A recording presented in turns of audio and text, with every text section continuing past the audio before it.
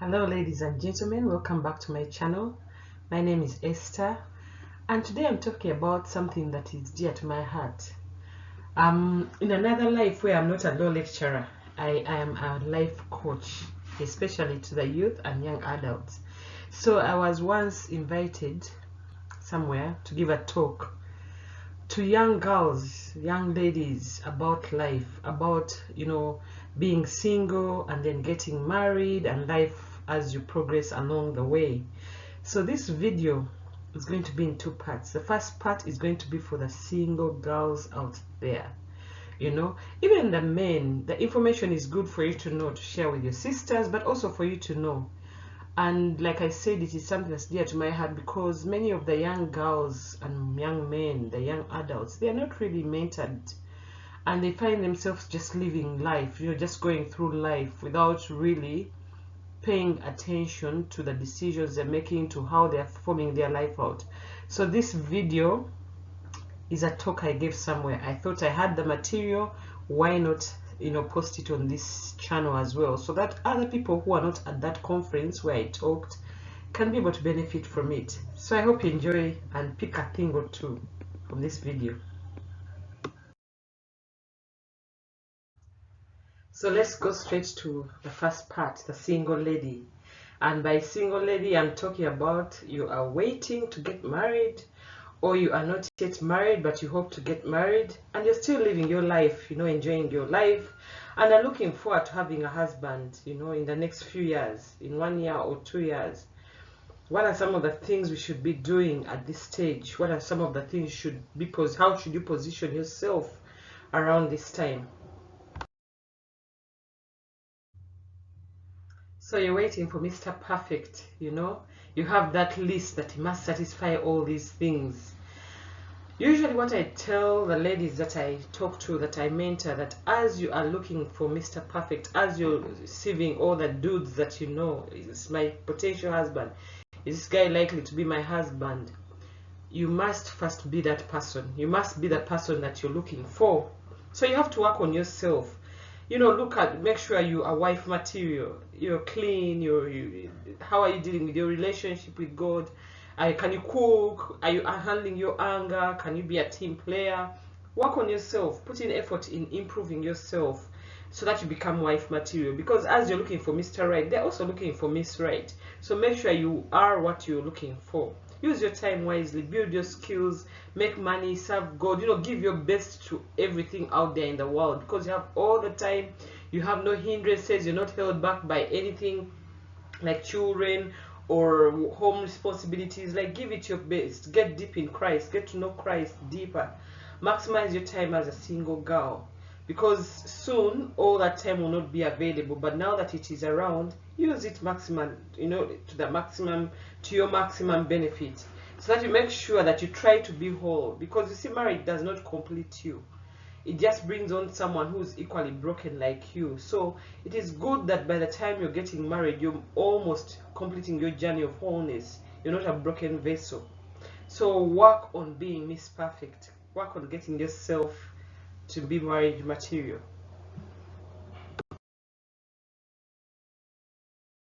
Is that as you're waiting to meet your Mr. Right, or as you're preparing to meet your Mr. Right, keep him in prayer.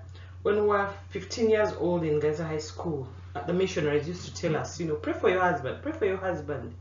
But the point was that pray for him in many aspects, so that by the time you two meet, by the time the destiny brings you together, a lot has been achieved in both of you. So pray that he builds a personal relationship with God.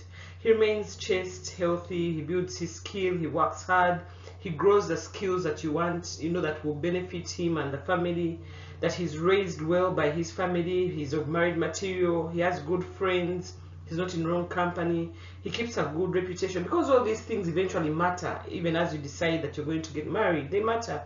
And that he becomes a man of integrity and valor. Pray that you find and like each other. There are chances you may never meet each other, the person that God ordained for you. So you pray him in, and you pray that God brings your destinies together. It's important to pray him in, because chances are he will not be. It is very easy to miss him, and it's very easy for him to miss you. So I always encourage the young girls and the young guys that, pray your spouse in. Like how the missionaries told us when we were young, pray him in. Keep him in prayer on as often as you can, because the decision of the person that you marry is this most important decision of your life. It's even more important than your career and the things you're studying at university, because this person is going to be with you until you're 90 plus. That's like 60 years of your adult life, and they will either break you or make you. You will either be living in hell or living, on a bliss on earth. So it is an important decision. And anything that is important to you, my grandmother always told me that anything that is important to you, commit it to God in prayer. So this is something that you should really commit to God in prayer, that your destinies come together, that he grows well, that he's groomed well, he's raised well by his parents or caretakers, that he learns the art of hard work, of sacrifice, of focus, of loving God, all the things that you want to see, that God inculcates them in him as he's growing, even as you're growing too. Remember, that first point was that you work on yourself. Now this second point is that you pray in your spouse. And remember, we are looking at some of the things that you should be doing as you're single and you're waiting to get married, or you're looking for Mr. Right. So the second point is that you pray in your spouse. Now we live in a world where statistics show many guys are afraid to ask the girls out. It's a generation where the dudes or the men are afraid, or the boys are afraid to confront the girls, because there's a lot of, oh, he touched me wrongly. Even they're afraid of rejection. And the girls, on the other hand, are also sitting back saying, no, I don't pursue the guy, he has to pursue me. So you find there's a stalemate. The boys are fearing to pursue, the girls are not pursuing. So no one is pursuing anyone.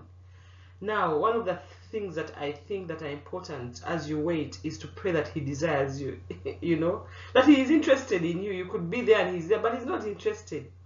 There's a story of Hosea and Gomer in the Bible, where Hosea was God's guy. He was a prophet, and he had a wife called Gomer who was a prostitute. She used to go off and run off from home and sleep with different guys, even had children with different guys, but Hosea always went back and picked her up and brought her back home. So it is important to pray that God gives your future husband the heart for you. He desires you. Like Hosea desired Gomer, that even if she did whatever wrong, he still had an interest in her. So ask God that if you know your intention, that guy you're interested in, or the guy who's supposed to get married to you, ask God that he starts desiring you. Ask God to open his eyes to see you. He will not see you by accident. Pray it in. Ask God to help him, that he desires to be in a relationship with you. And call him forth. Declare that, we are going to get married. We need to get married. May God cause our paths to meet. May God awaken his love, God's love in this person you're talking about for you, that you stay on his mind, that every time he's idle, your name pops in his mind. That he doesn't lose peace, he loses his peace until he finds you. Like, he's not stable, he's not settled until he finds you. And that you blow him away. It's not a guarantee that when you meet he'll be impressed. No, everything is prayed in. So you pray that he desires you. So this is point number 3. Point number 1 was work on yourself.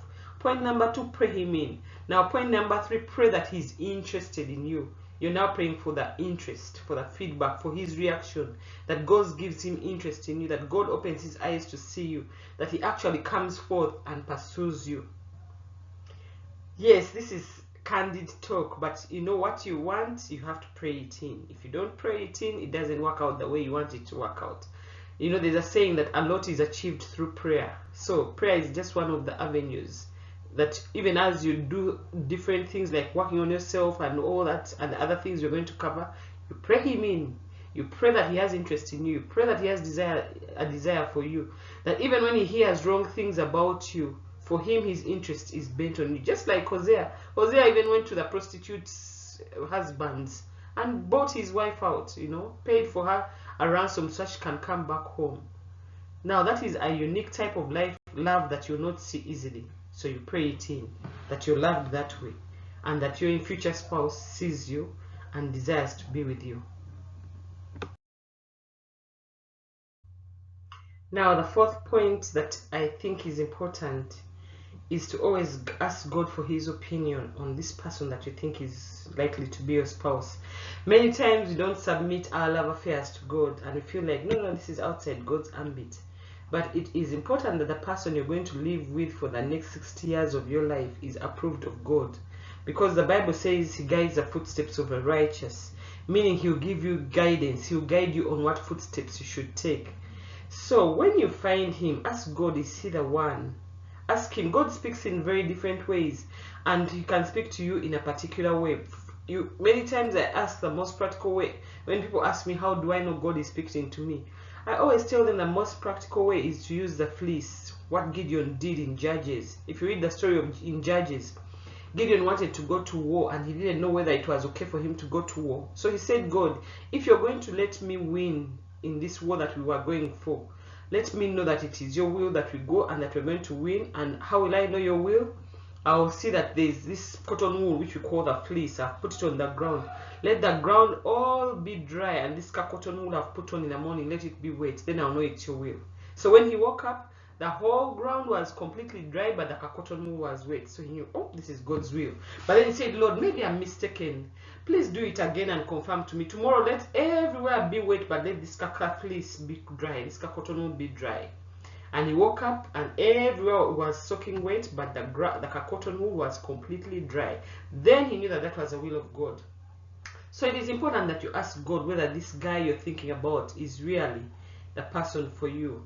Because it is important that you date a God-fearing man. When you have dating a God-fearing man, he answers to a higher power, you know. So it is easy for God to control him in his ways as he relates with you and as he deals with the world. So you don't have to manipulate or to do so many things. You just pray to God and God works in him and you. And remember, man looks on the outside, but God looks at the heart. So God knows who he ordained for you. He knows who is destined for you, and he sees the heart. You might find this guy there good looking and everything, but when he's not the one made for you, and when you're together, your life will be hell. Then there will be this loser-like looking person who you don't know much about. Or this complicated guy that you see is complicated, but when his heart is the heart that God has destined for you. So please seek God's opinion on the matter. Let him bless your potential union. Before you even release your heart to this guy, let God speak to you. Have a confirmation, because you see, as you grow, there'll be many challenges along the way as you grow and get married. The only way you will survive those challenges if you know for sure that this is a person God ordained for you. Now, if you don't know that, when the challenges come, you'll be like, let me abandon this guy and find someone else. But if you know that God said that this was a person for me, you know that, man, this is it for me. So you work towards making the relationship effective and successful, as opposed to abandoning it quickly. So I always encourage the girls I mentor that, ask God to confirm to you. And many times God has confirmed that this is the right guy, proceed. And other times God has said, no, he's not the one. Cut it off completely. So please ask God for his opinion, because he will give it to you, because marriage is important to God. Remember, this is 60 years of your adult life, how you live on earth. So it is important to him. And he's the author of marriage in this world. So he's, when they always say when you get a new machine, read the manual to know how the machine works. So in the same way, ask the owner, the person who made the marriage institution, God, ask him whether this is the guy, It's like the manual. The manual is of the person who makes the machine writes the manual on how you manage the machine. So the author of the marriage, God, gives us guidance on how we should manage our lives in marriage or as we start dating. So ask him. So when you start dating, God has approved your dude, and now, yes, you're interested in fully dating him. Expose the relationship, date with a purpose. Expose the relationship to the world. How does he treat others? How does he treat you when he's angry? How much church does he do, or how much disco? Because people don't change. What you see now is what you're going to get should you marry, and to be multiplied times 5. So what you see now is what you should pay attention to, because that is what you're going to get, and you're going to get it in more dose. Because remember, when you get married, that metal ring doesn't change someone. People stay as they are. So use your dating time to get to learn the person, because you're going to get married and it's forever, you know. How much do they respect their parents? If they don't respect their parents and siblings and close relationships, they will not respect you. So how do they treat you when they're angry? Do they beat everyone up? Do they beat things up? Guess what? He'll beat you when you get married. So those are things you should focus on. Expose the relationship to different environments so that you get to know, because your goal is to know how this person relates or reacts with the rest of the world, just as you're also being exposed so that they get to know each other. So expose the relationship, don't hide it. Let it be clear to the whole world, because if he's dating someone else, people will tell you if you expose it, and then you dodge a bullet at that point before you commit forever. Because if when he's dating you and he's seeing someone else, guess what? When you get married, there will be another wife, because that is his nature. People don't change. So don't ignore those small things that you see and think, oh, I'll woo him and dazzle him and it changes when we get married. No, baby, not likely to happen. What you see is what you're going to get times 5. So if he comes home drunk and you're dating, or you leave the bar together and you're dating, when you get married, guess what? He'll be so drunk that he'll even poop on the bed. Nothing changes. It just multiplies into a worse direction. So expose the relationship so that you know what you're dealing with, and so that you decide whether you want to deal with that. 80-20. There's an 80-20 rule that everyone is 80% good, 20% bad. So the question always is, can you handle the 20% that is bad? If you can handle a guy who smokes in your house, that is his 20%, but he's good in all other things, then you're good to go. But that 20% might not be managed by others. They might feel, oh, the smoking or the drinking or the beating or the lying is just too much. Me, I can't handle that. So it's always 80-20. But you will not know the 20 or the 80 unless you expose the relationship to other people in the world. Now, many times people think dating is about sleeping together to test to see are we compatible. Wrong. You must stay sexually pure when you're dating, because then you have your mind clear, you know. You're all getting in with your eyes wide open. Sleeping with someone before you're married, premarital sex, as is called in the Bible, is sin and it is wrong. It creates soul ties between the people who are sleeping together. That's why you find it is very hard to break from someone you've slept with. There is a soul tie that comes in. It's a spiritual tie that you can't hold with your hands or you can't see with your hands. But it creates whatever baggage that person has comes into your life. Let's assume that person has several ancestral demons in them. The moment you sleep with them and you're not married, those demons are going to enter you. Even when you're married, once there's a sexual relationship, there is a mingling of spirits. So there is baggage that is taken on. Everything that person had comes to you. So do not, even the Bible says, do not awake love until it so desires. That's Song of Solomon. In other words, the love is so strong. Once you start sleeping with someone, it's so strong that can destroy you. The Bible says even fire, it's like a raging fire that cannot be contained. So the moment you decide to sleep with someone, you know that you've given your heart, half of your heart away, and that will forever be. So think about it. Supposing you're dating this guy and you're getting to know him and you don't like what you see and you walk away. You're walking away with half of you left behind, and you're walking away with his half. Then you join another man, you bring in all his baggage and issues and demons or whatever issues he has, and then you meet another man, sleep again with him. That's the second baggage. That affects your life in the future substantially. And they always say many times that when you sleep with someone that you're dating, it clouds your judgment during dating, because you're so taken up by the physical attraction. You don't look at the character and you don't pay attention to the character. So you miss most of the things we've talked about in point 5, the slide before, of looking at what character do they have, you know, exposing the relationship. Because you're busy getting intimate, you're not with clear judgment. They also say many times when you sleep with him before you're married, chances are he's going to sleep with someone else before you're married, because you've both not learned how to respect sex and to respect sexual boundaries and barriers. So you'll find that if you don't sleep together and he resists you during dating, at that time when you're most desperate and you don't sleep together, chances are, not 100%, chances are, even when you're married and he's with other ladies or other girls and he's extremely tempted, he might be able to resist because he has learned how to control himself sexually, his sexual desires. So please, don't give away the cookie until the ring is put on your finger.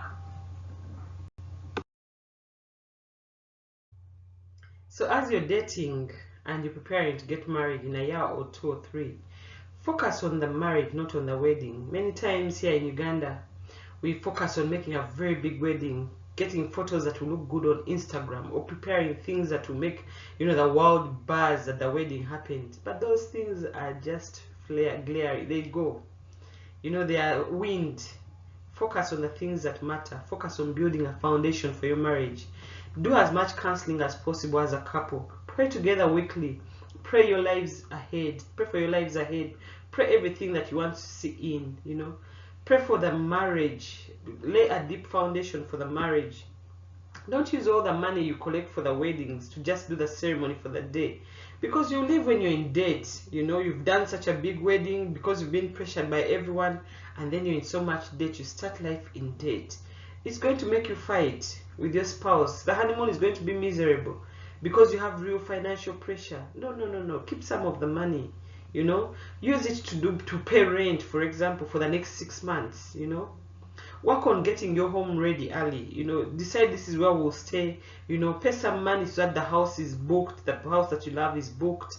Those are things you should be building a foundation on. Furnishing the home that you're going to have.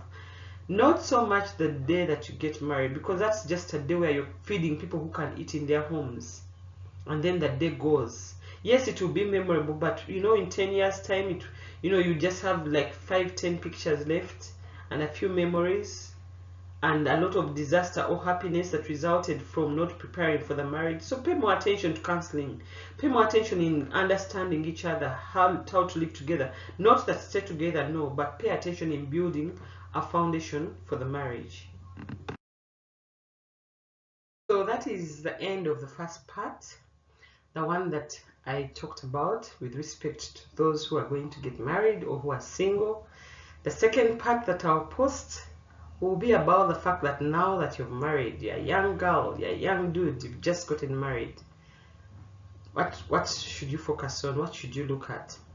So look out for part 2 that will be loaded soon.